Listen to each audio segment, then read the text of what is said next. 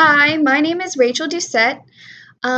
Today I wanted to talk to you about my bucket list. We were asked to write a list of 50 things that we wanted to do before we died. I wanted to talk about a few of them because I know that if you read my list, you would probably be a little confused about some of them. Maybe you didn't know what they were, what they meant. So I just wanted to go through and talk to you about a few of them. So the first one that is on my list is that I want to compete at Twirlmania. Now I know none of you probably have ever heard of Twirlmania. It's a baton twirling competition. It takes place at Orlando, Florida, Disney World. So that's one of the reasons why I want to go and compete there because it's at Disney World. That's awesome. Um, the cool thing about it is that the awards that they give out when you win are are Disney themed. I had been in fourth grade. I went with a team. We competed. We didn't place as good as we wanted to because there were so many people, good teams there, and they just overtook us.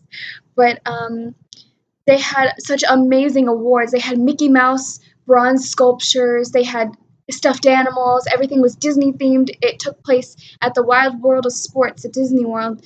And the really, really cool part was that the award ceremony took place at MGM Studios in the Indiana Jones Theater. So after hours, you would come in and they'd announce all these things and give out these just huge, I'm talking like as big as my face, Mickey Mouse, Minnie Mouse, Donald Duck's just trophies for, winning against so many people because this was not a national competition, it's just a world competition. So it's a really big honor to win something there, and that's something I want to do before, I can't anymore. So another thing on my bucket list is that I want to see a baobab tree. Now I know no one knows what that is. Um, I used to live in Orlando, Florida, so I was 5 minutes away from Disney World, and we went all the time after school. We'd sometimes skip school and go on the weekends, so I pretty much grew up there. And one of my favorite parks to go to was the Animal Kingdom. And they had this safari, and you went on there and you saw all the African wildlife and animals. And one of the coolest parts that they stop the truck and they say, look at this baobab tree. This tree is so amazing. It grows leaves oh my gosh, at its tips, but they're not there all year long. So then when they fall off, the branches look like roots because baobab is upside down tree. It's called the upside down tree, but in Africa they call it baobab. So I really want to see that tree in Africa because that's amazing. It's just so beautiful. Um, Another thing on my list is that I want to speak Russian. I want to learn the language.